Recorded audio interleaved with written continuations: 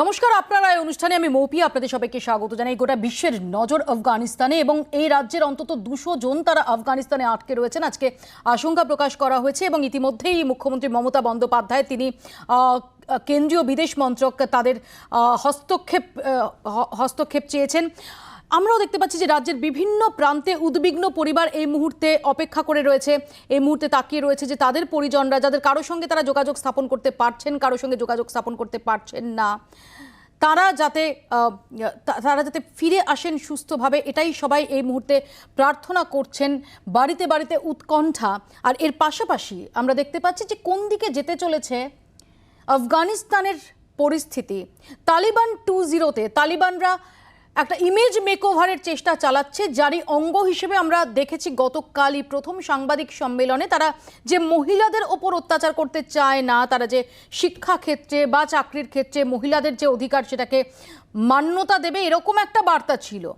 কিন্তু রিয়েলিটি আর এই বার্তা, এই দুটোর মধ্যে আকাশ পাতাল তফাৎ। তার খুব স্পষ্ট ইঙ্গিত পাওয়া গেল যখন দেখা গেল যে একটা সরকারি টেলিভিশন চ্যানেলের মহিলা সঞ্চালককে উঠিয়ে দিয়ে বন্দুকধারী পুরুষ সেখানে বসে পড়ছে, যখন দেখা যাচ্ছে যে বাল্কের গভর্নর মহিলা যিনি, তাকে আটক করা হচ্ছে। আর তাই গোটা বিশ্বের এই মুহূর্তে আশঙ্কা যে মধ্যযুগীয় বর্বরতা, মধ্যযুগীয় সিস্টেম কি আরও একবার পুনঃপ্রতিষ্ঠিত হতে চলেছে আফগানিস্তানে। এইসব নিয়ে আমরা আলোচনা করব। আমাদের সঙ্গে সরাসরি রয়েছেন কর্নেল কৌশিক সরকার, রয়েছেন সমাজকর্মী সায়রা শাহ হালিম, রয়েছেন বিশিষ্ট বিদেশ নীতি বিশেষজ্ঞ রবীন্দ্র সচদেব, আমাদের সঙ্গে রয়েছেন আন্তর্জাতিক সম্পর্ক বিশেষজ্ঞ পার্থ প্রতিম বসু, এবং এই মুহূর্তে আমাদের সঙ্গে সরাসরি উত্তরবঙ্গ থেকে রয়েছেন এমন এক পরিবারের সদস্য যারা প্রত্যেক মুহূর্তে উৎকণ্ঠায় কাটাচ্ছেন। আমানুল্লাহ খান আমাদের সঙ্গে রয়েছেন। তিনি তার বোন, তিনি এই মুহূর্তে কাবুলে আটকে, তিনি এবং তার স্বামী এই মুহূর্তে কাবুলে আটকে। আমি আপনাদের সবার কাছে আসবো, তার আগে একবার দেখাবো স্বাধীনতার আশ্বাসী সার। আফগানিস্তানে মহিলাদের উপর শুরু তালিবানি অত্যাচার। দেখুন। Women will be afforded all their rights, whether it is in work or other activities, but we are guaranteeing all their rights within the limits of Islam. ক্ষমতায় ফিরে প্রথম সাংবাদিক বৈঠক, মহিলাদের কাজ করার অধিকারের আশ্বাস দিয়েছে তালিবান। তাতে অবশ্য খুব একটা আশ্বস্ত হননি মানবাধিকার কর্মীরা। আশ্বস্ত হওয়ার কারণ যে নেই, 24 ঘন্টার মধ্যেই তার প্রমাণ মিলল। বন্দুকের নলে কাবুল দখল করেই আসল রূপ দেখিয়ে দিল তালিবান, বুঝিয়ে দিল তাদের কথায় ও কাজে ফারাক কতটা। এক সপ্তাহ আগে পর্যন্ত কাবুলে সরকারি টেলিভিশনের অ্যাঙ্কার ছিলেন খাদিজা আমিন। তার জায়গায় এখন খবর পড়ছেন এক বন্দুকধারী ব্যক্তি। খাদিজার দাবি, সোমবার বস ফোন করে জানান সরকারি টেলিভিশনে মহিলাদের কাজ করায় নিষেধাজ্ঞা জারি করেছে তালিবান। এরপরই আমার জায়গায় এক পুরুষ সঞ্চালককে বসানো হয়। It's really scared for all of Afghan journalists, especially Afghan women, that there is journalists, doctors, teachers, what work they are in Afghanistan. কাবুলের মাটিতে তালিবানের পা পড়তেই দেশ ছেড়ে পালান প্রাক্তন প্রেসিডেন্ট আশরাফ গনি। কিন্তু সেই পথে হাঁটেননি বাল্ক প্রদেশের মহিলা গভর্নর সালিমা মাজারি। মাটি কামড়ে লড়াই চালিয়েছেন তালিবান বাহিনীর বিরুদ্ধে, কিন্তু শেষ রক্ষা হয়নি। স্থানীয় সংবাদ মাধ্যম সূত্রে খবর, তালিবানের হাতে আটক হয়েছেন সালিমা। তার পরিণতি সম্পর্কে অন্ধকারে সংবাদ মাধ্যম।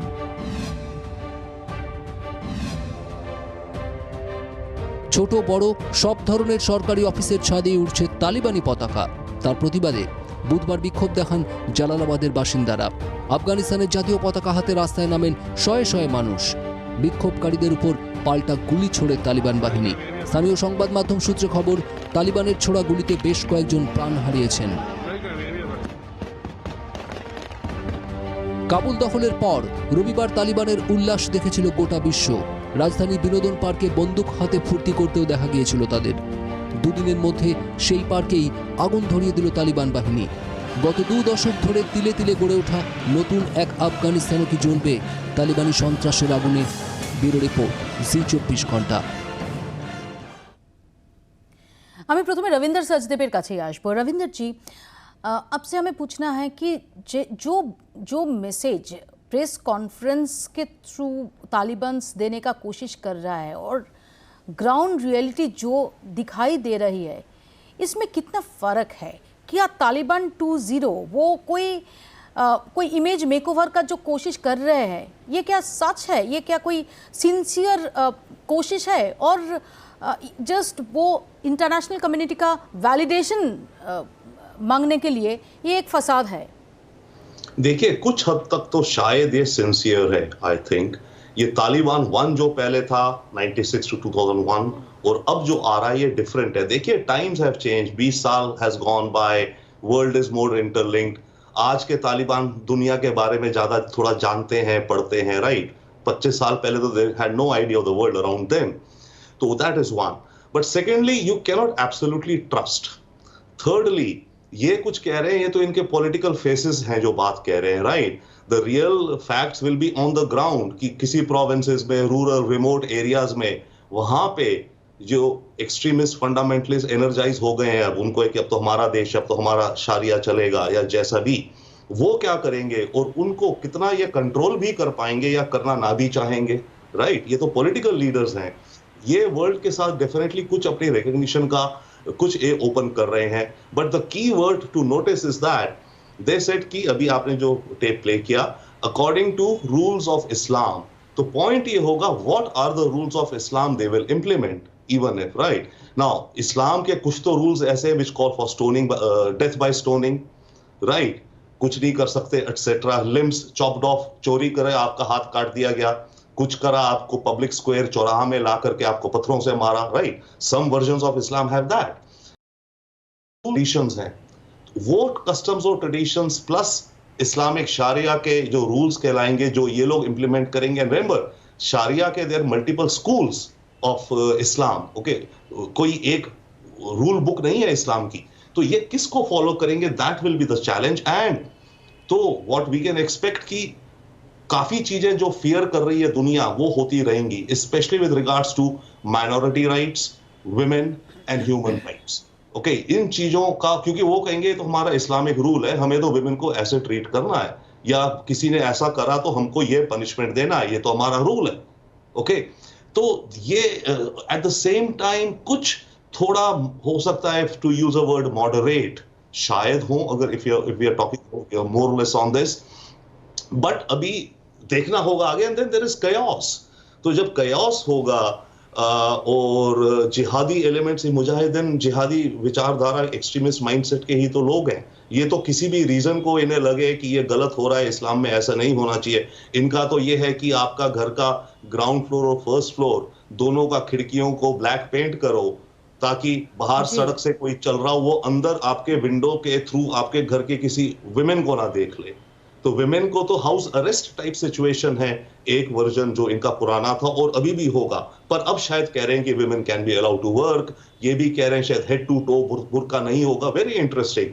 अब कैसा वो होगा वो अभी आना है इनका दिखता। एब्सोल्युटली। मैं आप हमारे साथ जुड़े रहिए। এরকম একটা পরিস্থিতিতে তার বোন সেখানে রয়েছেন, আমানুল্লাহ খান আমাদের সঙ্গে রয়েছেন সুদূর ওদলাবাড়ি থেকে। আমানুল্লাহ, বোনের সঙ্গে কথা বলা সেটা সম্ভব হয়েছে?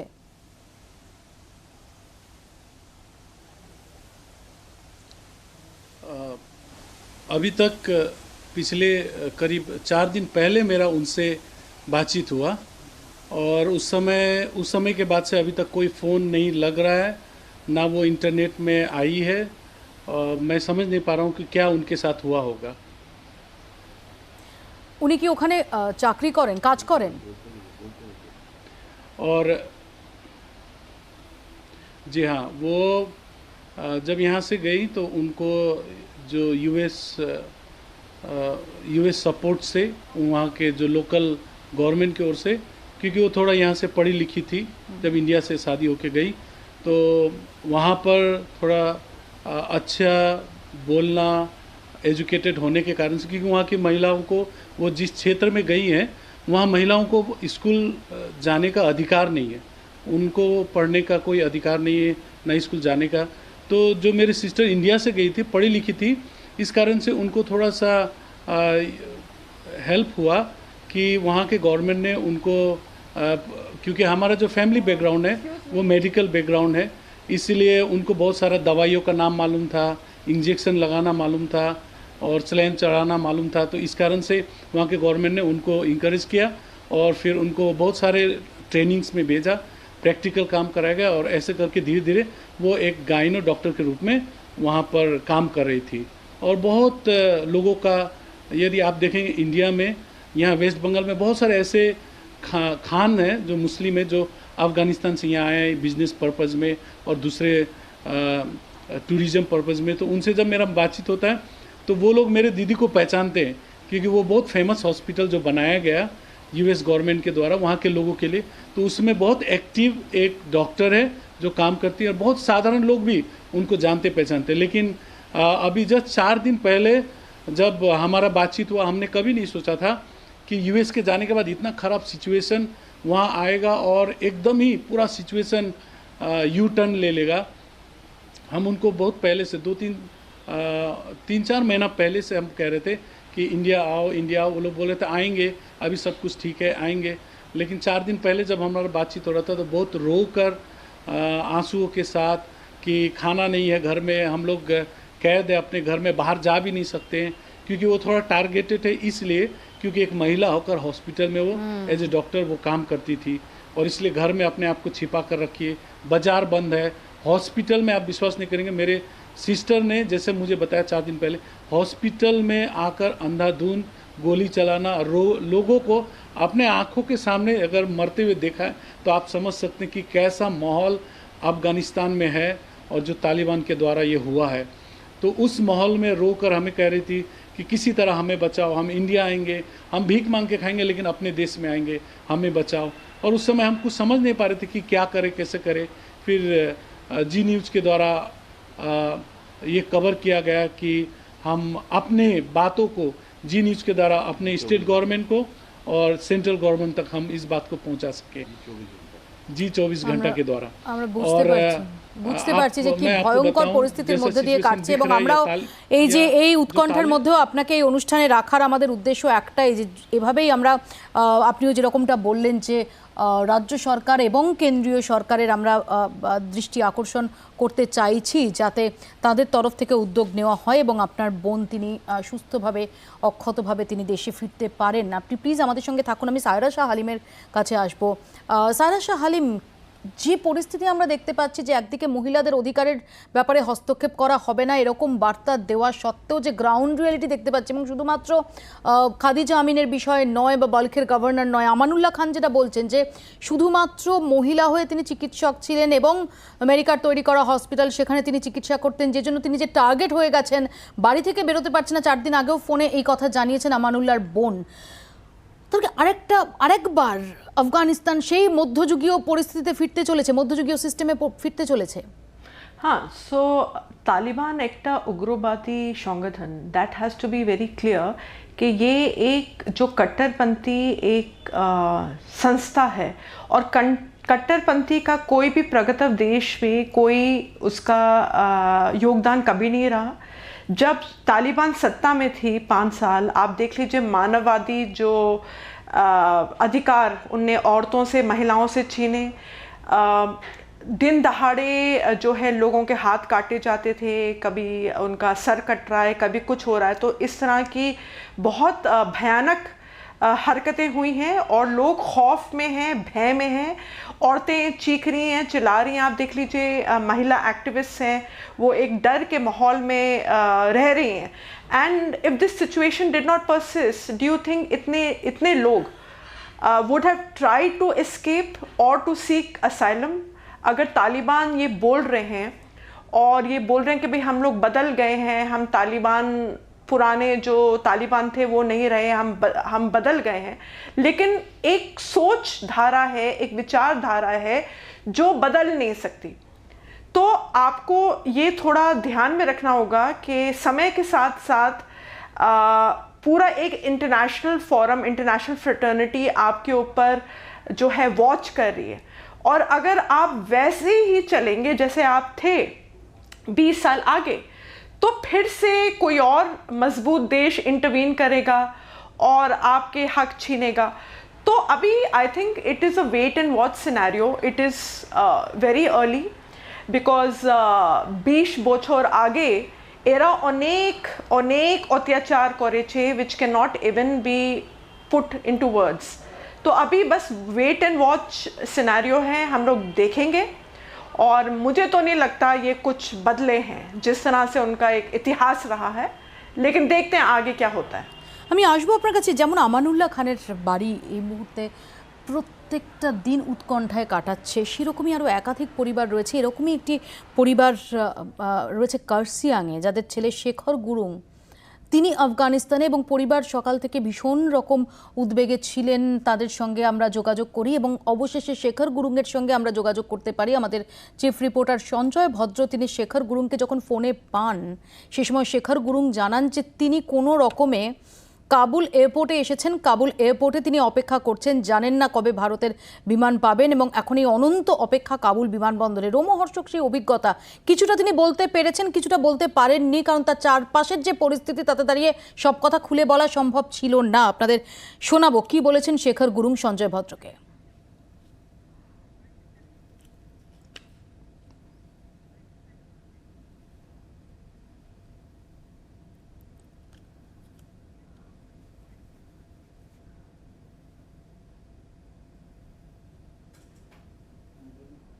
अभी आप कहाँ हैं, मतलब कैसे हैं अभी, आपकी तबीयत कैसे हैं आप? अभी तो सर अभी ठीक ठाक है सर। अभी हम लोग क्योंकि ये आर्मी ने हमको रिसीव किया है, अंदर है अभी एयरपोर्ट में।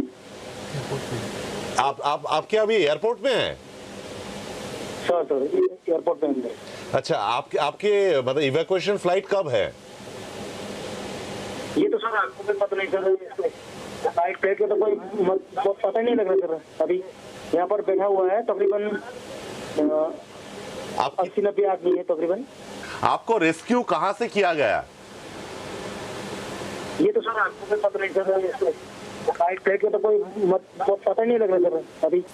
ठीक है गुरुंग जी, आप सेफली वापस आए। हम चाहते हैं कि आपके इवैक्यूएशन प्लेन बहुत जल्दी पहुंचे और आप भारत में वापस आए। आपको बहुत सारे ढेर सारे शुभकामनाएं। এবং শেখর গুরুংয়ের যে বক্তব্যটা আপনারা শুনলেন, সেই বক্তব্যের নেপথ্যে আরও বক্তব্য রয়েছে যেটা তিনি বলতে পারেননি। সঞ্জয়ের সঙ্গে যখন তার কথোপকথন হয়েছে, যেটা অনেকটাই এই রেকর্ডিংয়ের মধ্যে নেই, অত্যন্ত আতঙ্কিত, ত্রস্ত, অনিশ্চিত অবস্থায় রয়েছেন। কারণ যতক্ষণ অবধি না দেশে ফেরার প্লেনটাতে উঠতে না পারছেন, ততক্ষণ অবধি নিশ্চিন্ত হওয়ার জো নেই। এবং যে কারণে চারপাশের যে পরিস্থিতি, তাতে বসে এর থেকে বেশি তিনি কিছু বলতেও পারছেন না। তার কথাতে শুধু স্পষ্ট যে এক অনিশ্চয়তা, আতঙ্ক সেটা গ্রাস করে রেখেছে এই শেখর গুরুংয়ের মতো মানুষদের, যারা জানেন না কবে কিভাবে দেশে ফিরতে পারবেন, এবং তার পরিবারদের চলছে অনন্ত অপেক্ষা। আমি এখানে একটু কর্নেল কৌশিক সরকারের কাছে আসবো, যারা আটকে রয়েছেন কর্নেল সরকার, এই রাজ্যের মানুষ বিশেষ করে যারা আফগানিস্তানের বিভিন্ন জায়গায় আটকে রয়েছেন, সংখ্যাটা 200-র আশপাশে বলে আমরা রাজ্য সরকার সূত্রে যেটা জানতে পারছি। ইতিমধ্যে বিদেশ মন্ত্রকের হস্তক্ষেপ চাওয়া হয়েছে রাজ্যের তরফ থেকে। তাদের দেশে ফেরাটা কতটা চ্যালেঞ্জিং বলে আপনার মনে হয়? দেখুন, আনাটা এখন এটা একটা পলিসির ব্যাপার আছে। যেরকম আমাদের এয়ারফোর্সের C-130 এয়ারক্রাফট, সেই হারকুলিস এয়ারক্রাফট আর গ্লোব মাস্টার, এরা গিয়ে এই এভ্যাকুয়েশনটা করে এবং এটা খুব তাড়াতাড়ি করতে হবে।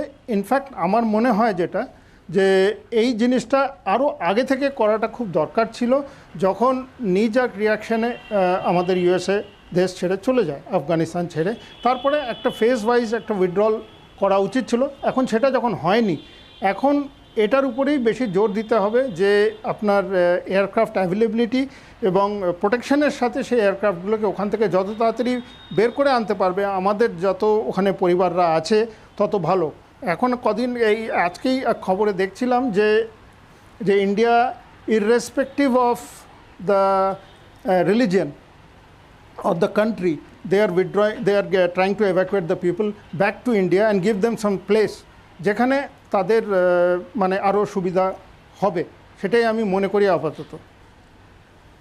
পার্থপ্রতিম বাবু, যেভাবে আমরা দেখতে পাচ্ছি, যেটা নিয়ে আলোচনাও করছিলাম, যে তালিবানরা একটা বার্তা দেওয়ার, এই তালিবান 2.0-তে একটা খুব সিগনিফিক্যান্ট একটা ফিচার দেখা যাচ্ছে, যেখানে দাঁড়িয়ে তালিবানরা চেষ্টা করছে এই মুহূর্তে আন্তর্জাতিক দুনিয়ার যে ভ্যালিডেশনটা সেটা পাওয়ার জন্য। এবং সেখানে দাঁড়িয়ে আমরা দেখছি যে চীন, রাশিয়া ইতিমধ্যে তাদের সঙ্গে বৈঠক করেছে, পাকিস্তান তো দুহাত বাড়িয়ে তাদের স্বাগত জানিয়েছে। ইমরান খান তিনি বলেছেন দাসত্বের শৃঙ্খল মুক্ত হলো। অন্যদিকে ব্রিটেন, তাদের সুরও অনেক নরম। এইরকম পরিস্থিতি দাঁড়িয়ে আপনার কি মনে হয় যে ভারতের কি করা উচিত? Wait and watch.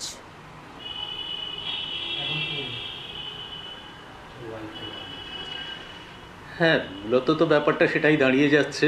এবং আজকে পড়ছিলাম একটা রিপোর্টে যে ভারত, যেটা এর আগে তো তারা অন্যান্য সব শক্তিগুলোর সঙ্গেই কথাবার্তা চালাবার চেষ্টা করেছে, রাশিয়া থেকে ইরান পর্যন্ত বা ইউকে ইউএসএ তারা তো আছেই, এবং তারপরে যে পরিস্থিতি আজকে দাঁড়িয়েছে, কারণ প্রত্যেকটা দেশই কিন্তু মেজর পাওয়ার মাঝামাঝি সবাই কিন্তু চেষ্টা করছে তার নিজের পয়েন্ট অফ ভিউ থেকে, নিজের স্বার্থের কথা মাথায় রেখে তারা সকলেই মনে করছে যে এই মুহূর্তে তালিবানের সঙ্গে সরাসরি কোনো কনফ্রন্টেশনে তারা যেতে চাইছে না, এবং কিছু অতীত ইতিহাসও তার পক্ষে রয়েছে নিশ্চয়ই সে ধরনের সিদ্ধান্ত নেওয়ার ক্ষেত্রে।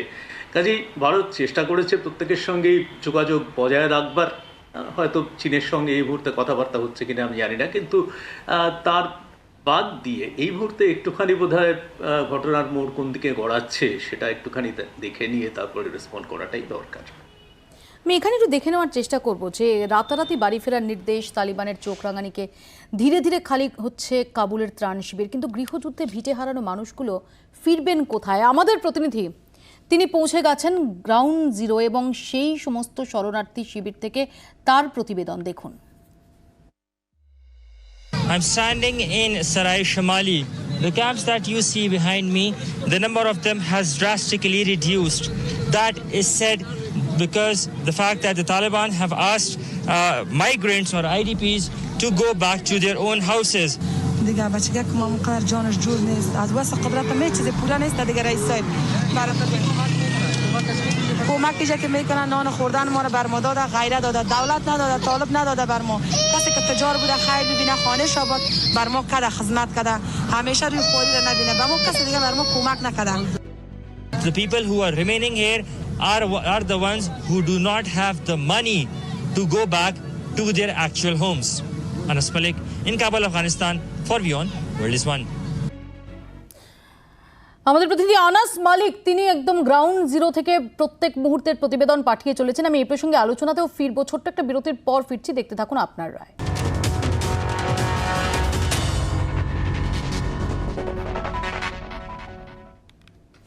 এদিকে দিল্লির চিন্তা বাড়িয়ে কাবুলের প্রভাব বাড়াচ্ছে ইসলামাবাদ, অন্যদিকে বেজিংয়ের মতিগতিও কপালে চিন্তার ভাঁজ ফেলছে।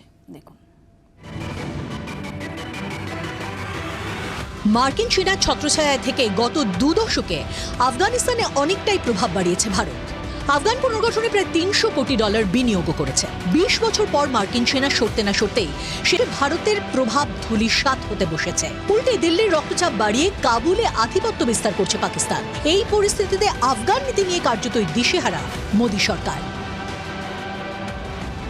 সোমবার প্রথম সাংবাদিক বৈঠকে তালিবান মুখপাত্র জবিউল্লাহ মুজাহিদ বলেন 2000 পর্যন্ত তালিবানের দখলেই ছিল আফগানিস্তান। সেই সময় পাকিস্তান সহ মাত্র 3টি দেশ তালিবানের সরকারকে স্বীকৃতি দিয়েছিল। 2 দশক পর ক্ষমতায় ফিরে আন্তর্জাতিক স্বীকৃতি আদায় করতে মরিয়া তালিবান। তাই ভারতের সঙ্গেও আলোচনার দরজা খুলতে চায় তারা। তালিবানের সঙ্গে কি প্রকাশ্যে আলোচনার টেবিলে বসবে দিল্লি, নাকি সম মনোভাবাপন্ন দেশগুলিকে সঙ্গে নিয়ে প্রতিরোধের রাস্তায় হাঁটবে? আফগান নীতি নিয়ে দ্বিধায় মোদী সরকার। ব্যুরো রিপোর্ট, জি24 ঘন্টা। আমাদের সঙ্গে ইতিমধ্যে বিজেপির পক্ষ থেকে যোগ দিয়েছেন কেয়া ঘোষ এবং কংগ্রেসের পক্ষ থেকে যোগ দিয়েছেন आशुतोष चैटर्जी। আমি আসবো আপনাদের কাছে, আমি रविंदर सचदेवर কাছে আরও একবার যাব। रविंदर जी, जैसे तालिबान ने ये मैसेज देने का कोशिश किया कि कश्मीर वो ये जो एक बायलैटरल इशू है, लेकिन जैसे इस्लामाबाद के साथ तालिबान का जो संपर्क बन रहा है, बन चुके हैं, इसके बाद तालिबान को ट्रस्ट करना, ये क्या लॉजिकल होगा, ये बात को ट्रस्ट करना? देखिए, तालिबान को ट्रस्ट तो बिल्कुल नहीं कर सकते, बट 2-3 चीज कर सकता है, which I come to. But before that, जो आप कश्मीर का बात कह रहे थे, यस, इंडिया को इंटरनल सिक्योरिटी का में बहुत खतरा बढ़ गया है for Kashmir and also by the way Punjab. Okay, देखिए, अफगानिस्तान में जो जिहाद चल रहा था, other than the Taliban of Afghanistan, 10, 15, 20 हजार फॉरेन जिहादी आके लड़ रहे थे इनके साथ, सीरिया से, इराक से, राइट, सऊदी से, जहां से भी। अब इनका जिहाद का विक्ट्री हो गया है, तो ये सारा जो फॉरेन जिहादी यहाँ आया हुआ था, ये तो अनएम्प्लॉयड हो गया ना, बेरोजगार। इनको तो नया कुछ जिहाद चाहिए, राइट। तो नया जिहाद ये किधर करेगा? रशिया की तरफ जाएंगे, चाइना का शिनजियांग जाएंगे, परंतु पाकिस्तान और आईएसआई क्या करेगा? इनको इंडिया की तरफ डायरेक्ट कर देगा। और पीओके के अलोंग हमारा नेपाल का बॉर्डर, चाइना इंडिया का बॉर्डर ऑल्सो जो उत्तराखंड वाला है मे बी, क्योंकि अब ये पूरा नेटवर्क है, तो 20,000 में से आधा भी आए, 5,000 भी आए, इधर भेजेगा।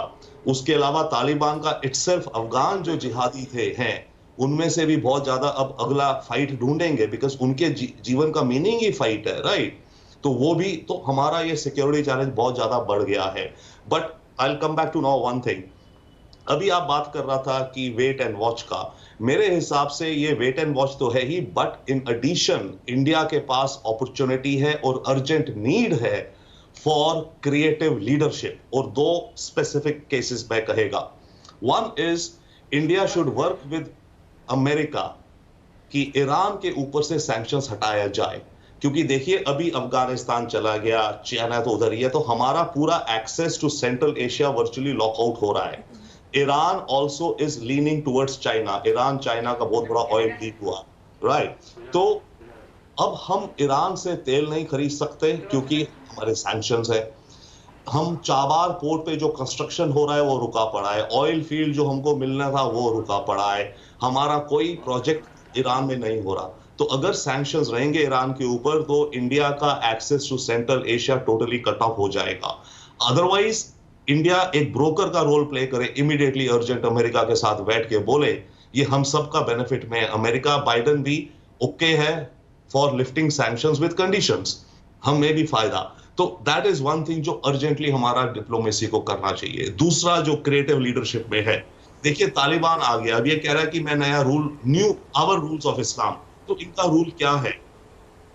तो तालिबान को लेकर के इंडिया इनफैक्ट वर्ल्ड लीडरशिप ले सकता है। देखिए ये रियलिटी बन गया है आज की तारीख में, दुनिया को अगर मान्यता देंगे, रिकॉग्निशन, देखो some countries have started, you know, China, Pakistan, Russia, European Union कह रहा है we will recognise them, right. America तो उनसे बात कर ही रहा है। तो सून फ्यूचर में वक्त आएगा, आना चाहिए अर्जेंटली, इमीडिएटली, कि तालिबान के साथ मिलकर एक इंटरनेशनल मीटिंग हो जिसमें इंडिया एक रोल प्ले करे, और तालिबान लीडरशिप से तब ये पूछा जाए कि आप किस वर्जन का इस्लाम लागू करेंगे, आप ह्यूमन राइट्स कैसे प्रोटेक्ट करेंगे, आप वुमेन राइट्स कैसे प्रोटेक्ट करेंगे, राइट, आप माइनॉरिटीज को, हिंदू, मुस्लिम, सिख, क्रिश्चियन, व्हाटएवर माइनॉरिटीज के साथ क्या करेंगे। तो मिनिमल वर्जन लाओ। तो इन अ वे इफ नॉट तालिबान 2 तो छोड़िए, ये अपॉर्चुनिटी भी है दुनिया में। अब जो बर्बादी होना तो हो गया, बट इन दुनिया के पास अपॉर्चुनिटी है कि इस्लाम को रिफॉर्म करने में हेल्प करे। कभी ना कभी तो इन तालिबान को अपने इन पुरानी विचारधारा से आगे चलना चाहिए ना। तो जितना भी हम इनको मूव कर सकें towards, you know, some form of humanity, humanness, reform Islam का, वर्ल्ड को वो एंगेज करना चाहिए पड़ेगा तालिबान के साथ। सो ये अपॉर्चुनिटी है इंडिया की, हमारी फिलॉसफी है। यूएन का मीटिंग्स आ रहा है, यूएन सिक्योरिटी काउंसिल के हम चेयर हैं। इंडिया को ये बात, ग्लोबल डायलॉग शुरू करना चाहिए कि ओके, या तो दुनिया आपस में बात करेगी तालिबान को हैंडल कैसे करना है, कल को रिपोर्ट्स आएगा विमेन ये हो रहा है, वो हो रहा है, पूरी दुनिया रोएगा, चिल्लाएगा, होगा क्या? कुछ नहीं होगा। तो या हमें वैसे राउट में जाना है, या we have to take the route where there should be a global dialogue with Taliban and let's try our best to incentives के थ्रू, थ्रेट्स के through, you know, economic aid के थ्रू, जिस भी थ्रू इनको, या प्रेशर के through, या धमकी के थ्रू, जिस भी थ्रू, हम एक रिफॉर्म का प्रोसेस इनके जरिए इनको রিফর্ম লিডারশিপ দেবে অ্যাবসলিউটলি। আমি এখানে কেয়ার কাছে আসবো। কে ভারতের কি করা উচিত তালিবানদের সঙ্গে, কি কোনো রকম ভাবে, যেভাবে আমরা দেখতে পাচ্ছি যে একটু সফট ওয়েতেই, এমনকি ব্রিটেনও তারাও শুরু করছে, তালিবানদের সঙ্গে সম্পর্ক স্থাপনের যদি বার্তা তালিবানরা দেয়, সেটা অ্যাকসেপ্ট করা বা অ্যাটলিস্ট এভিনিউ খোলা রাখা, সেটার কি কোনো সম্ভাবনা থাকছে, নাকি সরাসরি তার বিরোধিতার পথে?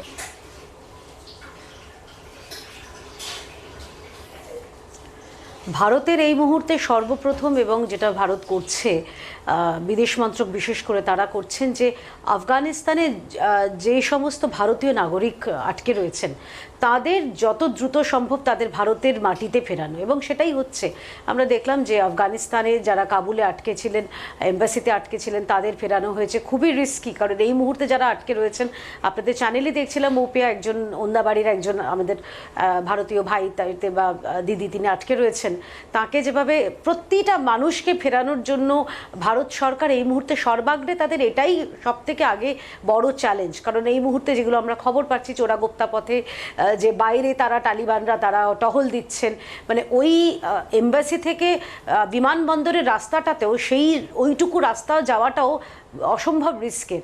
তো সব থেকে আগে আমাদের প্রতিটি ভারতীয় একজনও যেন আফগানিস্তানের মাটিতে এই মুহূর্তে না থাকেন। তাদের ভারতের ইতিমধ্যে ভারতের শরণার্থী নীতি সেটা বেশ কিছু প্রশ্নের জন্ম নিয়েছে। আমি একটু আশুতোষ চ্যাটার্জির কাছে আসবো, যে আমরা যেটা দেখেছি যে ভারতের অবস্থানটা হচ্ছে যে শরণার্থী প্রসঙ্গে আফগানিস্তান থেকে হিন্দু এবং শিখ শরণার্থী তাদেরকে গ্রহণ করা হবে, এই সম্পর্কে তোমাদের কি মত আশুতোষ? দেখো, আমাকে 1 মিনিট সময় দিতে হয়, বিশেষ আমি সময় চাইছি না। প্রথম কথা হচ্ছে, আমরা গোটা ভারতবর্ষ এখন 3টে জায়গায় ঐক্যবদ্ধ। একটা কি, যে মহিলা সুরক্ষার ব্যাপারটা সকলকে দেখতে হবে, গোটা UN সিকিউরিটি কাউন্সিলকে দেখতে হবে, কেন সত্যি প্রশ্নের মুখে। দ্বিতীয়, 100% ইভ্যাকুয়েশন যারা যারা রয়েছেন ভারতীয়রা তাদের। 3 নম্বর হচ্ছে সেফটি অফ ইন্ডিয়ান অ্যাসেটস। আমরা জানি ইন্ডিয়ান অ্যাসেটস প্রচুর আছে আফগানিস্তান এবং সংলগ্ন জায়গায়, সেটা যাতে মিস ইউটিলাইজ না হয়। আর একটা যেটা হচ্ছে আশ্রয় নিয়ে ভারতের নীতি হচ্ছে হওয়া উচিত, সেটা হচ্ছে জাত পাত বর্ণ এসব না দেখা। তার কারণ যদি আশ্রয় দিতে হয়, আশ্রয়ের কোনো জাত হয় না, কোনো ধর্ম হয় না। মানুষ আজকে একটা হিউম্যানিটেরিয়ান ক্রাইসিস, কাবুল শহর জুড়ে গোটা আফগানিস্তানে হিউম্যানিটেরিয়ান ক্রাইসিস। আর একটা বিষয় হচ্ছে যে আমরা এটা বুঝতে পেরেছি যে কোথাও না কোথাও একটা ইন্টেলিজেন্সের ফেলিয়ার সব দিক থেকে ছিল। তার কারণ হচ্ছে আজকে যেভাবে কিছু দিনের ভেতরে যেভাবে একটা গোটা দেশ, যেখানে 20 বছর মিলিটারি ছিল আমেরিকার শাসন চলেছে, সেখানে টেক ওভার হয়ে গেল। মানে যেরকম ভাড়াটিয়া আর রেন্ট কন্ট্রোলে যেরকম হয় সেরকম পুরো টেক ওভার হয়ে গেল। তাহলে কি চলছিল? শাসনটা কিসের শাসন চলছিল? গণতন্ত্রের শাসন চলছিল, এটা আমরা সবাই জানি। আর একটা কথা হচ্ছে, যেটা খুব ইম্পর্টেন্ট কথা, সেটা হচ্ছে আমাদের নেবারিং সিচুয়েশানটা দেখো। চায়নার সাথে আমাদের নরেন্দ্র মোদীজি দোল খেয়েছে বারবার, কিন্তু সেখানে চায়না এখন কি কথাবার্তা বলছে আমরা শুনতে পাচ্ছি। Pakistan ISI back Taliban, ISI back Taliban. পাকিস্তানের কি সিচুয়েশন আপনার সময় দিদি আমি বলিনি, আপনি তাহলে বলতে পারবেন না। আপনি যদি বলতে না দেন আপনিও বলতে পারবেন না। শুনুন, একটু শুনতে হবে। আর একটা মৌপি আমার মনে হয় তোমার জানা উচিত যে বালুচিস্তানে যে হিউম্যানিটেরিয়ান ক্রাইসিসটা তৈরি হতে চলেছে, বালুচিস্তান এটা একটা ইম্পর্টেন্ট জায়গা। আর একটা পয়েন্ট আমি ছুঁয়ে দিই, যে এই মোদিজির জমানায় আমরা কি ফরেন পলিসি পেয়েছি, রাশিয়া পাকিস্তানের ক্লোজে মানে কাছাকাছি এসছে। আমরা কি দেখেছি চায়না পাকিস্তানের দোস্তি আরও বেড়েছে, কুস্তি হয়নি। তারপরে কি দেখেছি শ্রীলঙ্কা, নেপালের মতন একটা রাজ্য আমাদের এখানে এসে যে কথাবার্তা বলছে বা সরকারের যে জায়গা পেয়েছি, এগুলো ফরেন পলিসির ফেলিয়ার, মানতে হবে। কে আদিকে না মানলে কি করে, গায়ের জোর সব জায়গায়। আর একটা খুব ইম্পর্ট্যান্ট হচ্ছে, আর্মস রেসে পরিণত হচ্ছে গোটা ওই রিজনটা, আর্মস রেসে পরিণত হচ্ছে। এবং পেগাসাস নিয়ে যারা ব্যস্ত তাদেরকে বলা উচিত যে আজকের দিনে দাঁড়িয়ে যখন আফগানিস্তান নিয়ে আলোচনা করছেন, জেনে রাখা দরকার নর্থ ইস্টের আজকে যে সিচুয়েশন তৈরি হয়েছে, নর্থ ইস্টের যে সিচুয়েশন তৈরি হয়েছে, সিকিউরিটি ফেলিয়ার, নর্থ ইস্টে আপনারা সিকিউরিটি ফেল করেছে। হোম মিনিস্টার কি করছিল আজকে মণিপুর জুড়ে, গোটা আসামের বর্ডারিং এলাকা জুড়ে আজকে কি ঘটনা ঘটছে, এটা নিয়েও আমরা চিন্তিত। তাই আমরা বলছি একটা কথা, যে যারা সরকার চালাতে পারেন না, পেগাসাস চালান, তাদের কম কথা বলা উচিত।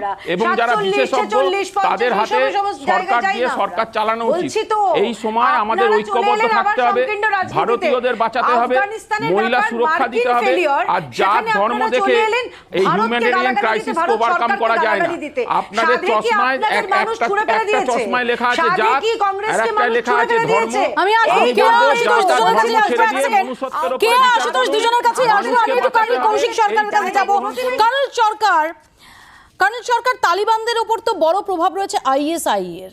তালিবানের মুখে যাই বলুক না কেন, আসলে কি আফগানিস্তান আরো একটা টেরর হাব হতে যাচ্ছে আরো একবার? একটু কাইন্ডলি রিপিট করুন প্লিজ। আরো একটা টেরর হাব হতে যাচ্ছে? হ্যাঁ, এটা অলরেডি হয়ে গেছে টেরর হাব।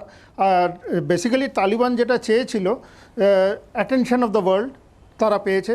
তাদের আফগানিস্তানের কন্ট্রোল চেয়েছিল, তারা সেটা পেয়ে গেছে এবং রেস্ট অফ দ্য ওয়ার্ল্ড এটা শুধু বসে বসে দেখছে। They are only watching, you are waiting and watching.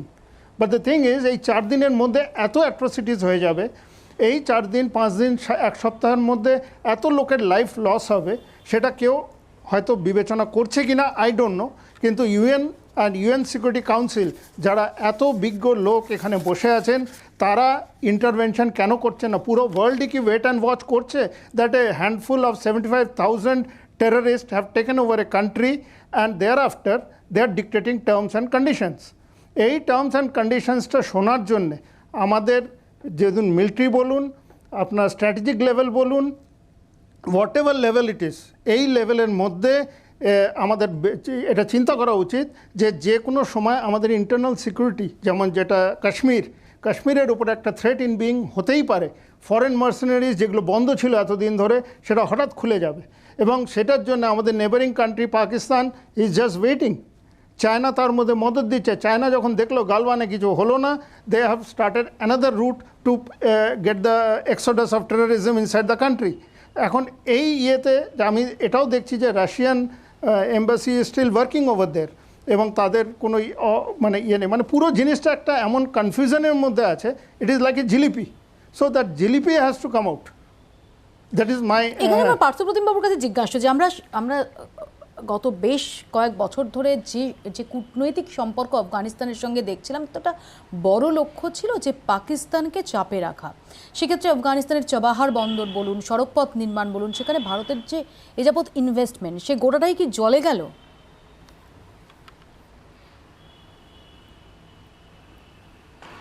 গোটাটা জলে গেল বলবো না, কারণ প্রথম দিকে যে কথাটা হচ্ছিল যে তালিবান 2-তে নতুন কোনো ডেভেলপমেন্ট আমরা নতুন তালিবান দেখতে পাচ্ছি কিনা, সেখানে কিন্তু তালিবানের ভেতর থেকে দুটো সিগন্যাল আসছে। একটা অংশ অবশ্যই যেটা প্রো পাকিস্তান অংশ আছে, তারা ভারতের সাথে কোনো সম্পর্ক উন্নতি করা সেটা তাদের এজেন্ডাতে নেই।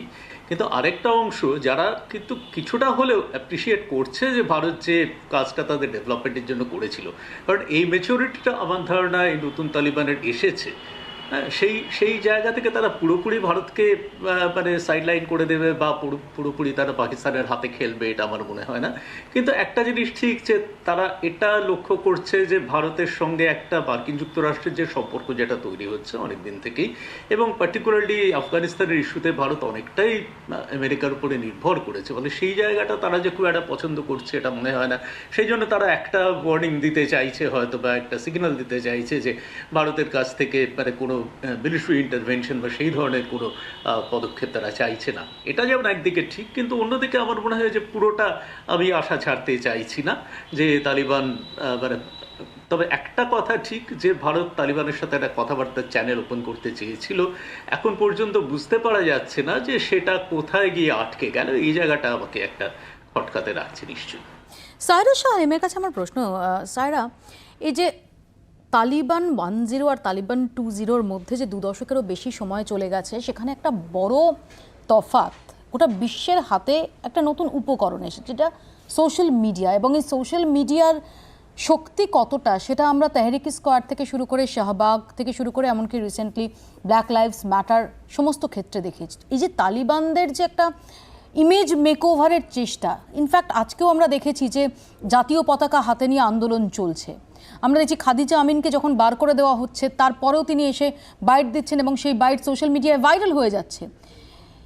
এটা কি একটা খুব সিগনিফিক্যান্ট পরিবর্তনের জায়গা, যেটা তালিবানদেরও যে ইমেজ মেকওভারের চেষ্টাটা করতে হচ্ছে তার অন্যতম একটা কম্পালশনের মধ্যে পড়ছে? সি 20 years ago 20 সাল पहले भी এটা অর্গানাইজেশন মহিলাদের বিরোধী ছিল, और आई डोंट थिंक मुझे नहीं लगता कि कुछ इन लोगों में कुछ ऐसा कुछ चेंज आने वाला है, बिकॉज माइंडसेट और जो सोच की जो धारा है वो प्रगतिव नहीं है, वो रिग्रेसिव ही है। और अगर हम लोग 7वीं सदी में लोगों को लेके जा रहे हैं, आप देख लीजिए अफ़गान के लोगों पे बहुत हम लोगों का जो हृदय है वो बहुत हम लोग उनको एम्पथाइज कर रहे हैं, हम लोग फील कर रहे हैं कि ग्राउंड में वो कैसी दहशत गर्दी के एक माहौल में रह रहे हैं। और आप देख रहे हैं कि कितने लोग, 7 लोग की तो मृत्यु हो गई, कितने लोग इतने अजीब हालात से इसकी एस्केप करने की कोशिश कर रहे थे। तो अभी इन लोगों ने ऐलान किया है, मीडिया कॉन्फ्रेंस की है, मैं इन लोगों को कोई छूट नहीं दे रही, लेकिन वो लोग जो कह रहे हैं कि शरिया के अंडर रहना होगा, तो एक फ्री विल करके भी एक टर्म होता है, फ्री विल, और इन लोगों को आज़ादी देनी चाहिए। देखिए बहुत इस्लामिक मुल्क हैं जो फ्री विल दे रहे हैं। यूएई में जाके देखिए, दुबई में एक आप कुछ भी पहन सकते हैं, आपको सर कवर करना है सर कवर करिए, आपको पर्दे में रहना है पर्दे में रहिए, तो एक फ्री विल हुआ था। वो भी एक इस्लामिक मुल्क है, लेकिन मुझे लगता है जिस तरह के हालात अफ़गानिस्तान पे थे, तो ये थोड़ा समय लगेगा to come to that level, UAE का level.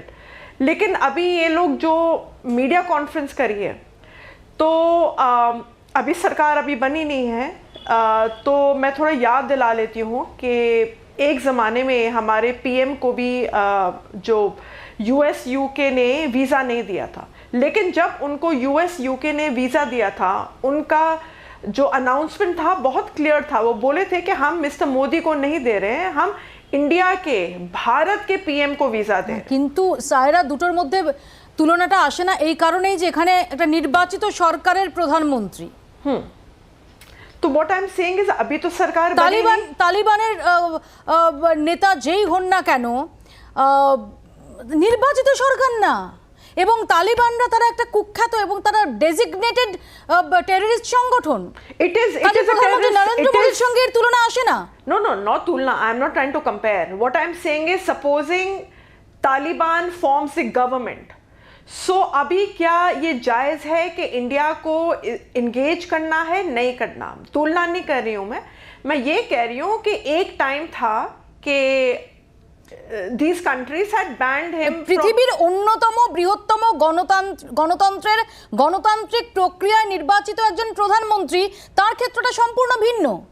No, I am saying something else. I'm তিনি not যে doing an পার্টির হতে পারেন, তার বিরুদ্ধে বিরোধীদের যে অভিযোগ থাকতে পারে, whatever. No, so I'm not making an equivalence. I'm simply saying that there was a time, for whatever reason, he was denied the visa. But since he is the PM of the largest democracy of the world, इतना हमारी जो गणतंत्र है, सबसे मजबूत हमारा गणतंत्र है पूरे विश्व में, तो उन लोगों को कोई और चॉइस नहीं मिला था इंगेजमेंट के अलावा। उनको पता था कि उन्हीं का भला नहीं होगा, उन्हीं का लॉस होगा अगर वो भारत के पीएम के साथ नहीं इंगेज करेंगे। तो ये अच्छी बात है, क्योंकि इंगेजमेंट जारी रखनी चाहिए। लेकिन मैं फिर इस बात को दोहरा रही हूँ कि मुझे इनसे कोई आशा नहीं है।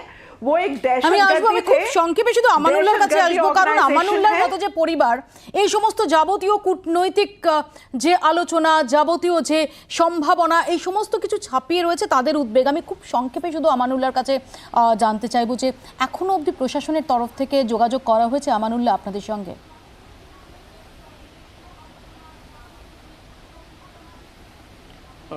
जी, आज ही जब G24 के द्वारा जब न्यूज़ आया, इसके बाद एसडीओ साहब ने, वीडियो साहब की ओर से भी मुझे फ़ोन आया और बहुत सारी जानकारियाँ उन्होंने लिया है, और उन्होंने आश्वासन दिया है कि हम इसके लिए आगे पहल करेंगे और जहाँ तक हो सके हम ज़रूर आपका मदद करेंगे। আমরাও আশা করব যে আপনাদের পরিবারের সদস্যরা সুস্থভাবে অক্ষত অবস্থায় অতি দ্রুত দেশে ফিরে আসুন। আমরা আশা করব এই ধরনের পরিবার যারা রয়েছেন তাদের যে উৎকণ্ঠা, সেই উৎকণ্ঠার শরিক আমরা সবাই, এবং আমরা সেই উৎকণ্ঠাটা, সেই উদ্বেগটা, সেটা আমরা প্রশাসনের দৃষ্টি গোচরে আনারও চেষ্টা করব। আপাতত আপনাদের সবাইকে ধন্যবাদ পার্থপ্রতিম বাবু, কর্নেল সরকার, সারা শাহ হালিম, রবীন্দ্র জি, আমানুল্লাহ, আশুতোষ কেয়া, সবাইকে ধন্যবাদ। আপনারা এখানেই শেষ করছি। দেখতে থাকুন জি 24 ঘন্টা।